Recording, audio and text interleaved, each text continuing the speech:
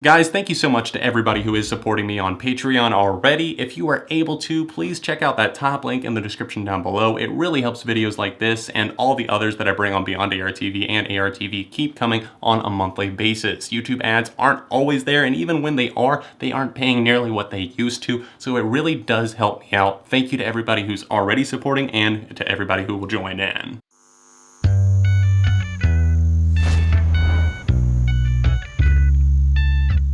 Hey everyone, John from Beyond ARTV. It's time for another episode of my weekly countdown series, 7 on Sunday. I've talked about this before in the past with a different genre. I did it with pop. Today, I'm going to be talking about 7 songs that got me into hip-hop and rap music. This is a genre that took a while for me. It's something that I didn't just get into overnight. It was something that I was slowly dipping my feet into the water. And not to call myself a hip-hop head by any means, it's definitely not my favorite genre. It's something that I respect more often than not. I like a lot of stuff, it's just that I'm more picky and choosy whenever it comes to it. Now, not all of these songs that make my list here today are necessarily favorites of mine. They're just something that I owe something to because they got my foot in the door. They got me curious and thinking like, hey, there's other stuff like this out there, and I bet that there's better stuff like this out here. Let's go check that out. Now, some of these songs I still genuinely love, including my number 7 pick that you'll see first today, but just keep in mind that not all of them are necessarily favorites of mine. Straight out of Compton, crazy motherfucker named Ice Cube.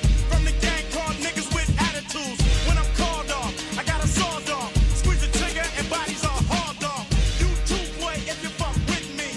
The police are gonna have to come and get me off your ass. That's how I'm going out.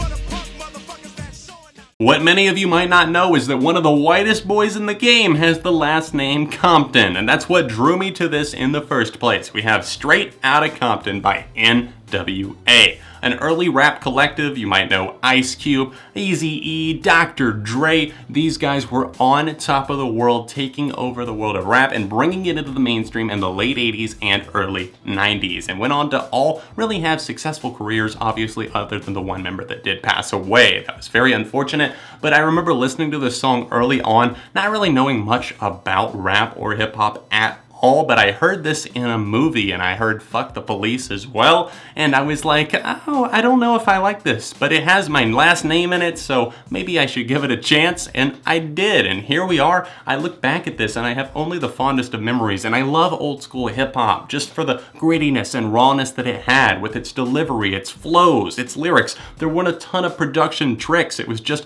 a producer laying down a beat, and then rappers just talking about what they were going through or what they were seeing, and it was real, it was raw, and it's something that I think is legendary. Pop it like it's hot, pop it like it's hot. Got the rollie on my arm and I'm pouring Sean down and I'm full of best cause I got it going on. I'm a nice dude with some nice dreams. See these ice cubes, see these ice creams. Eligible bachelor, $1 million bow. That's whiter than what's in your throat. As a kid that grew up on the music channel Fuse from like age 13 to 15, back when they actually played the good shit from like 2005 to 2008 or so, this is one of those things where I mainly skipped over the rap and hip hop countdowns. Or if they played a rap video, I would mute it. I was just kind of numb to it, and I was like, okay, I want my All-American Rejects back, please. Fortunately, I did not stick to that mindset, and I continued on, and I would occasionally start to listen to songs, and an early favorite was Drop It Like It's Hot. Pharrell, Snoop Dogg, that all-time classic Snoop. It's got a great dripping bass line, some really airy and atmospheric and slick production. Snoop Dogg sounds fantastic on this, and it made me want to check out more of his stuff. I didn't know Pharrell either, but I liked him on the track. I remember seeing the black and white music video on Fuse and being like, oh, this seems a bit risque. I probably shouldn't be watching this. The parents would definitely hate this one, but I'm gonna keep watching anyways.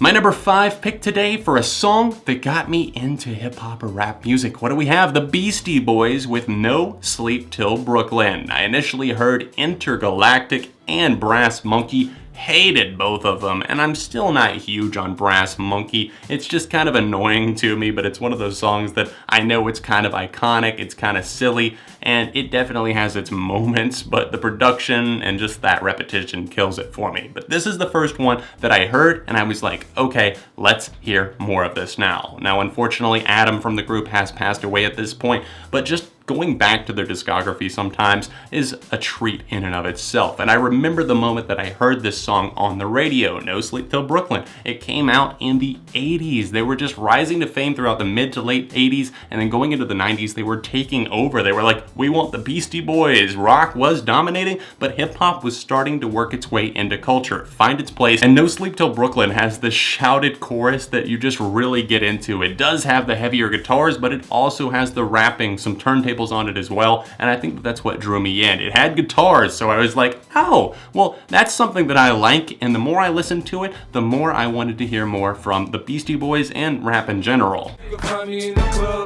bottle full of bub. Mama, I got what you need if you need to feel the buzz. I'm into having sex, I ain't into making love, so come give me a hug. You're into getting rough. You can find me in the club, bottle full of bub. Mama, I got what you need if you need to feel the buzz. I'm into having sex, I ain't into making love. I have a really silly story as to why I got into this song. I think this is one of the first rap songs that I ever heard or was familiar with. The "Go Shorty, it's your birthday." That line right there. I remember my PE teacher showing us a video, and it was of her son doing like a track run, and somebody in the background shouted, "Go Shorty, it's your birthday." And I was like, what is that? And then my friend that was sitting next to me, even though we were just in elementary school at the time, I think this was like 2002 or 3, he said, oh, that's from a song, I've heard that before. And then I eventually heard it in passing, I think at my cousin's house, and I heard the "Go Shawty, it's your birthday," and I was like, oh my god, this is the song. This is what I've been looking for. And not that this is such an amazing song or anything like that. It is a really good one from 50 Cent, one of my favorites from him ever, but it's not something where I'm like, that's a modern classic right there, but it definitely has a great beat and a great flow and an aggressive hustle from 50. Band man, like a one-man band. Treat these niggas like the Apollo and I'm the Sandman. Told 100 grand, cannon in the waistband. Looking for a sweet lick, but this is the wrong place, man. 7-time felon, and what I care about a case, man. I'm campaigning to bury the hate, so say your grace, man. I don't talk behind a nigga back, I say it in his face. Ah yes, my first experience with trap music, and it was actually off of an album called Trap Music. Thank you, T.I., for that. Rubber Band Man. I remember my friend Josh showed me this one, and he was like, oh man, we probably shouldn't be listening to this, but this is such a cool song. And I remember listening to it off of a mix CD, and I was like, whoa. I was like, this is a little bit vulgar. I don't know if I need a parent or not, but the more I listened to it, I was like, I don't care. I want more of this, please. And I ended up listening to all of trap music, but Rubber Band Man is always the one that I just remember standing out to me. Just T.I.'s flow on that, and just the na na na na, the vocals in the background, the way it went up and down with the fluctuating snare, just kind of in your face. And it was very real, it was gritty and raw, and I liked that. And I was like, okay, I see the appeal here. I don't know if I'm gonna listen to a ton of this right now, but I ended up coming back to it years later, and that's what counts. 3, 6, 9, damn, sing it to me one more time. Get low, get low, get low, get low, get low, get low. To the window, to the wall, to the wall. To the sweat drop down, let it fall. Tell these females crawl. You can thank Need for Speed Underground's opening menu for this one, because it played every single time I loaded up that game. Get Low by Lil Jon and the East Side Boys featuring the Yin Yang Twins. This song was censored to all hell whenever I listened to it, obviously in that form, and I had no idea what the song was actually about. This was 2003, 2004 whenever I was playing that game. I didn't know. I was playing it on my PC. My parents still monitored the PC because it was out in the family room, and I was like, oh, well, you know, this is cool. I just have to play it at a really low volume so they don't hear it, but I kind of like this. And it did get old for a little while there. Obviously, I was playing the game a lot and trying to beat it, so every time I loaded it up, there it is. Every time my PC crashed and I had to reboot it and restart the game, there's Get Low. But it ingrained something in me, and I knew those lyrics because I started hearing people refer to them. My cousin played it whenever we made this stupid video together like years and years ago, and I was like, I know this song. This is one of the raps that I know. And now it's one of those songs that I know everybody else seems to know. I didn't know it was popular like that until years later whenever I started studying the Billboard charts a bit more. But it's one of those songs, if it comes on, everybody's gonna be singing along. To the window, to the wall, to the sweat drop down my balls. I hear applause. All this time I couldn't see. How could it be that the curtain is closing on me? I turn around, find a gun on the ground, cock it, put it to my brain, scream God shady and pop it. The sky darkens, my light flashes. The plane that I was supposed to be on crashes and burns to ashes. The reason this song is at #1 on my list today is because this is the song that truly made me give rap a chance. Eminem, this rapper that I had heard referenced many times, I made fun of it because I was like, is he a candy? Is he just trying to go like a comedic route or something like that? I had no idea. I just knew this kid in my Sunday school class suddenly went from looking like a button-up polo kid to having pierced ears and a bleached blonde head.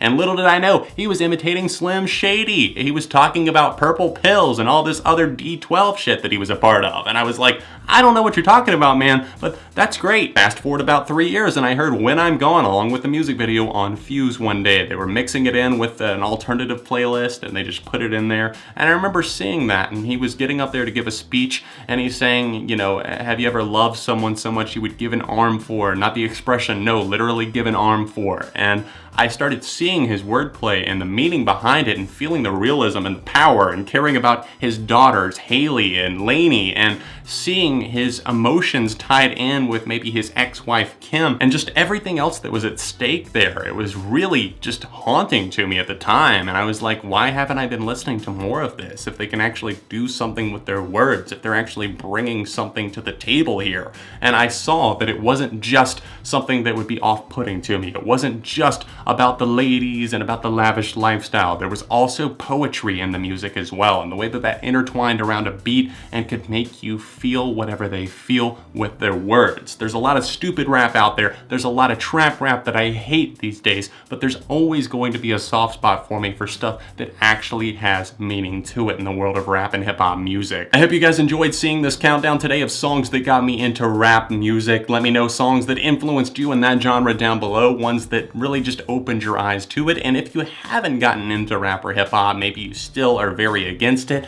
just know that it's not all the same shit over and over again. Yes, that's what's dominating right now, but that doesn't mean it has to be what wins long term. Thanks for watching and hitting the like button on the video. If you're able to support me on Patreon, it's the annotation over in the corner. It seriously helps videos like this keep coming on a monthly basis. And if you would like to see last week's episode, you can click right here or click right here to see a recent video from Beyond AR TV. All of my social media links are in the description down below. Other than that, I'll see you very soon right here on Beyond AR TV.